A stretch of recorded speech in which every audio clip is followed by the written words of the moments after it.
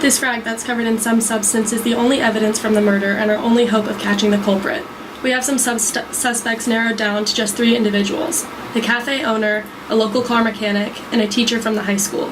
We need to analyze this. We need someone with the right expertise to help us. I will travel back to 1952 to talk to Edward Purcell, fresh off his Nobel Prize win for chemistry with Felix Bloch for the development of the nuclear magnetic spectroscopy or NMR method.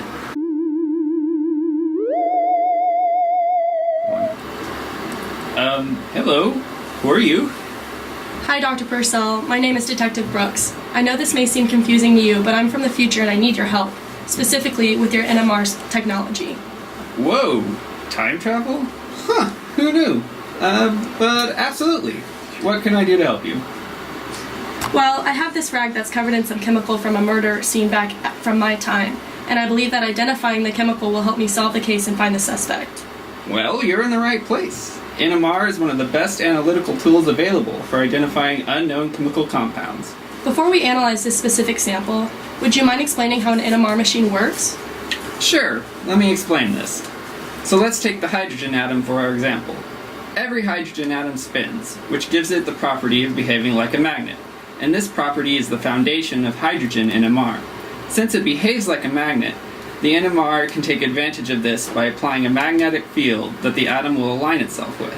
When the atom initially aligns itself with a magnetic field, we call this the alpha orientation, as the atom is aligned with the magnetic field. And the atom can also align itself against the magnetic field, which we call the beta orientation. However, the beta orientation takes a certain amount of energy to reach, since it's opposing the field.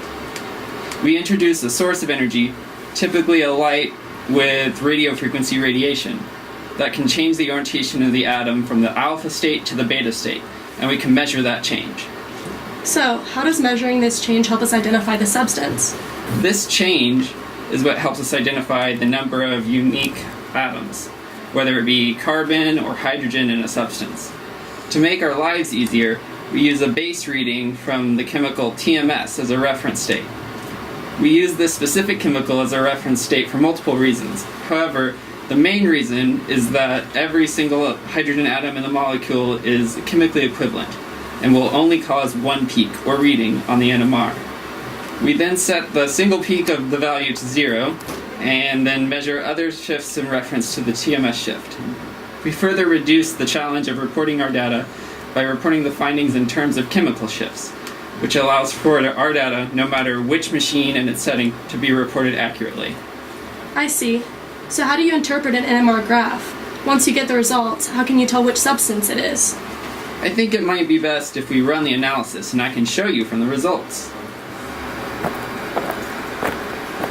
Here are the results for the hydrogen NMR, which is a type of NMR that specifically searches for chemically unique hydrogen atoms. As you can see, there are only 2 chemically unique types of hydrogen molecules in this substance. So, the substance we're looking for only has 2 hydrogen atoms in the chemical formula? Well, these peaks represent chemically unique hydrogen atoms. The chemical could have hundreds of hydrogens, but only 2 chemically unique ones. Well, I'm beginning to think I've wasted my time coming here. How is this going to help us? Oh, don't worry. We still have one more graph to look at. The carbon NMR data.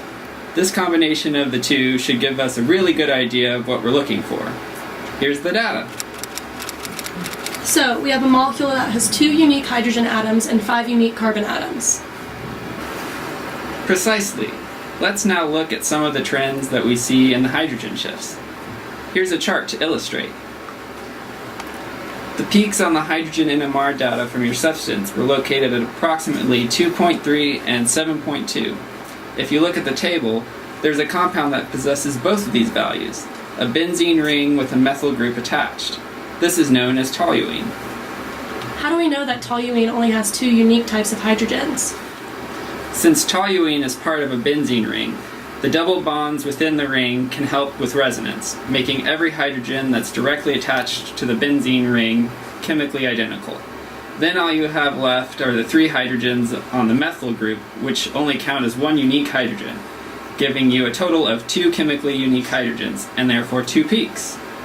Is there anything else we can do that can further prove that the toluene is the substance on the rag? Lastly, we can verify the number of unique carbons. We can determine this by drawing a line of symmetry through toluene as so. The 3 carbons on the line are all unique. However, carbons that are mirrors of each other are not unique. This means that carbons 3 and 7 are identical, and carbons 4 and 6 are also identical.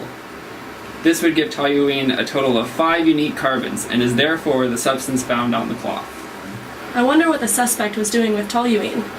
Well, some of its common uses include lacquer thinner, cleaning supplies, brake cleaner. Wait, did you say brake cleaner? Yeah? One of the suspects on file is a car mechanic. It all makes sense. The toluene and the rag were used to clean brakes, and he dropped it at the crime scene. Thanks for your help, Dr. Purcell. I'm going to go back home and close this case.